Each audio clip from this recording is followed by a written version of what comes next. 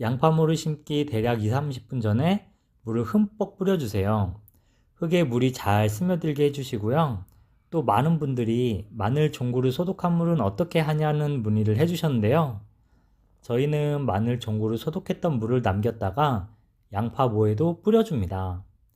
그러면 정말 확실히 뿌리 응애나 고자리 파리에 대한 효과가 있고요. 흑색 썩음 균해병 예방에도 효과가 좋습니다. 안녕하세요. 코딩하는 농부입니다. 오늘은 양파를 심는 지금 시기에 가장 중요한 것을 말씀드릴 건데요. 바로 양파를 어떻게 심어야 겨울을 문제없이 날까 하는 것입니다. 일단 겨울에 동해가 없도록 해야 그 다음의 과정들을 순조롭게 할 수 있는데요. 그래서 지금은 양파를 심고 나서 제대로 뿌리를 활착시키고요. 동해의 피해가 없이 내년 봄을 맞이할 수 있는 방법에 대해서 말씀드리겠습니다.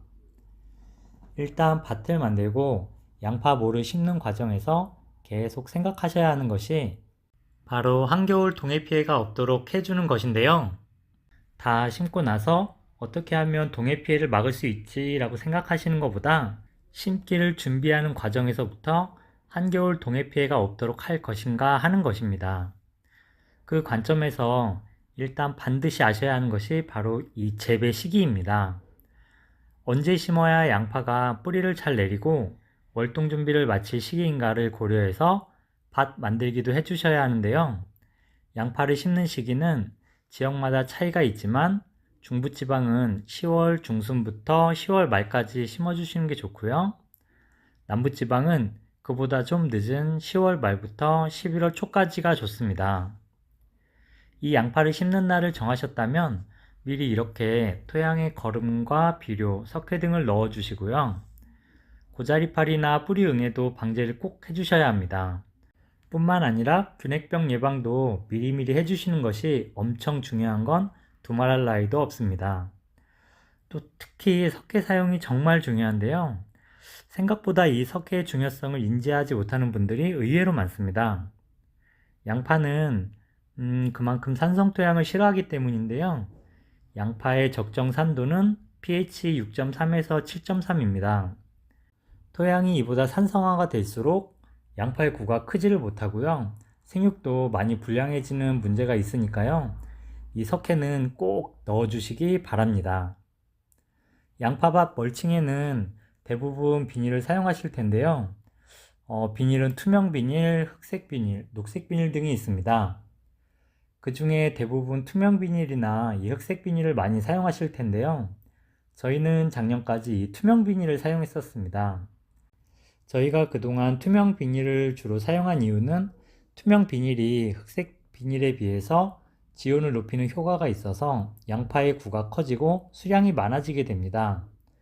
대신 단점이라면 양파밭의 가장 큰 문제인 바로 이 잡초가 많이 난다는 것인데요. 비닐 속에서 자라는 잡초를 일일이 사람이 매줘야 하기 때문에 올해는 저희도 흑색 비닐을 선택을 했습니다.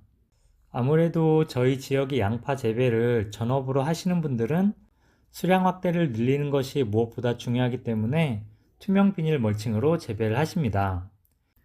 참고로 투명 비닐로 멀칭을 하셨다면 이렇게 비닐 위에 흙을 올려주세요. 그러면 잡초 발생도 훨씬 덜하고요. 비닐이 펄럭거리는 것도 방지가 돼서 바람이 세게 불어도 날릴 걱정이 없습니다. 투명 비닐과 흑색 비닐의 장단점을 살짝씩 섞은 것이 바로 녹색 또는 이 청색 비닐인데요. 이 녹색이나 청색 비닐을 사용하면 빛 투과량을 줄여서 투명 비닐에 비해서 구의 크기는 작지만 잡초는 훨씬 적게 발생을 하게 됩니다. 반면에 흑색 비닐에 비해서는 구의 크기는 좀 더 크지만 빛의 투과량이 좀 있다 보니까 일부 잡초의 발생이 더 생기는 특징이 있으니까요. 이 부분도 참고하시기 바랍니다. 다음은 양파를 심는 방법인데요. 이렇게 양파 모종을 구입하셨다면 양파 모를 심을 때 한 20분에서 30분 정도 이렇게 물을 흠뻑 적셔주세요. 그리고 저희는 마늘 종구를 소독했던 약물을 일부 남겼다가 이렇게 양파모에도 뿌려주는데요. 많은 분들이 마늘 종구를 소독한 물은 어떻게 하냐는 문의를 많이 주셨습니다. 소독하고 남은 물은 마늘을 심은 밭에 그대로 살포해 주셔도 참 좋은데요. 저희는 재배 면적이 좀 있어서 이 소독물을 따로 뿌려주는 일도 또 하나의 일이 됩니다. 그래서 밭에 뿌려주지는 않았는데요. 대신 이렇게 남겨두었다가 양파에도 고자리팔이나 뿌리응애, 그리고 이 흑색 썩은 균핵병이 정말 심한데요. 양파모를 심기 전에 포트에 이렇게 뿌려주시면 그 효과가 정말 좋습니다. 그리고 이렇게 텃밭에 가꿔서 드시는 분들 중에 가급적 친환경 약재를 쓰고 싶어 하는 분들이 계실 텐데요. 그러신 경우에는 이런 제품을 사용하시면 좋습니다. 이 제품은 님오일 제품인데요. 이 님오일이 고자리파리와 뿌리응애 방제에 친환경 자재 중에서도 정말 효과가 좋습니다. 이렇게 수화제로 되어 있어서 물과 희석해서 사용하시면 되는데요. 여기에 더해서 이 미생물이 또 참 좋습니다. 미생물은 토양을 개량해줘서 양분 흡수를 도와주기도 하지만 이 미생물에 들어있는 바실러스균은 호기성 미생물로 현기성을 갖는 바이러스 균핵병 등에 정말 효과가 참 좋습니다. 제가 이 미생물이 좋은 내용들을 정말 많은 곳에서 접하게 되는데요. 아마도 점점 환경이 황폐화되는 문제가 있어서 그렇기도 하고요. 또 농촌진흥청에서도 이렇게 학생들 교육에도 적극 홍보를 하고 있는데요.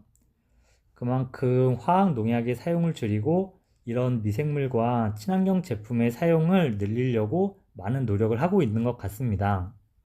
저희도 농사를 전업으로 하는 전업농이지만 이런 미생물이나 친환경 살충제 등을 사용하는 것이 환경과 미래를 위해서 중요한 것이 아닌가 하는 생각을 좀 한 번 더 해보게 되는 그런 계기가 되기도 합니다. 이제 이렇게 양파밭 두둑을 만들고요. 비닐 멀칭까지 완료를 했으니까 이제 양파를 심을 차례입니다. 양파를 심을 때는 꼭 특별한 도구가 없어도 심기가 참 쉬운데요. 요런 작은 모종삽이면 충분합니다. 오늘 양파를 어머니하고 저하고 둘이 심어야 하는데요. 이 모종삽이 하나밖에 없어서 집 주변을 좀 둘러보다 보니까 이 대나무가 보였습니다. 양파 모를 심기에 제가 딱 원하는 것은 비닐 구멍보다는 작아야 하지만 또 이 양파 못보다는 살짝 커야 하는데요. 마치 이런 대나무면 딱이겠다 싶었습니다. 일단 이 대나무를 자를 톱 하나와 다듬을 낫 하나가 필요하고요. 적당한 길이만큼 톱으로 먼저 이렇게 잘라주시고요.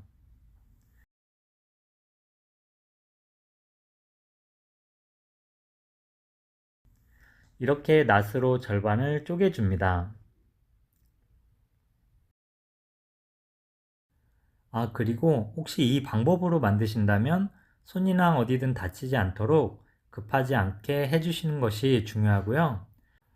이렇게 적당한 크기로 잘라낸 대나무를 이쪽 끝부분을 살짝만 다듬어 주면 양파 심기 도구 만들기 끝입니다. 이제 준비는 다 끝났습니다. 양파모를 심으러 한번 가보겠습니다. 양파모는 미리 이렇게 물을 충분히 적셔만 주셨다면 포트에서 뽑기도 참 편하고요. 심는 데는 별 어려움은 없습니다. 제가 만들어 온 이 대나무 스틱으로 땅을 양파모 크기 정도로 살짝 넓히고 그냥 넣어서 흙만 덮어주면 됩니다.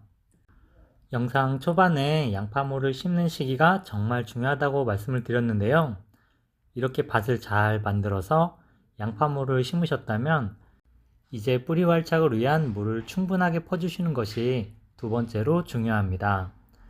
물은 한 번에 너무 많이 퍼주시지 마시고요. 저희처럼 분사호스로 물을 푸는 기준으로 말씀을 드리면 약 30분 정도 물을 퍼주시면 되고요. 토양이 너무 질지 않을 정도로 퍼주시면 됩니다. 양파를 심으셨다면 앞으로 며칠간은 물을 퍼주시면서 뿌리가 자리를 잘 잡도록 해주셔야 하는데요. 하루에 물을 퍼줄 때 30분 미만으로 해서 너무 질지 않도록 해주시고요. 또 양파가 뿌리를 잡을 때까지는 매일 조금씩 퍼주셔야 합니다. 저희도 이 정도의 양파를 심으면 저희 가족들이 먹을 수 있는 정도는 충분한데요. 여러분들께서도 양파 재배에 성공하셔서 내년 6월에 양파 수확의 기쁨을 느끼시기를 화이팅 하겠습니다. 오늘 영상은 여기까지입니다. 다음 영상은 배추밭으로 가서 배추의 상태를 살펴보고요. 김장철을 맞춰서 달고 결구가 잘 되도록 하는 영상으로 올려드릴 테니까요. 구독과 좋아요도 꼭 부탁드립니다. 오늘도 영상 시청해주셔서 너무 감사드립니다. 항상 행복하시고요. 편안한 날들 되시기 바랍니다.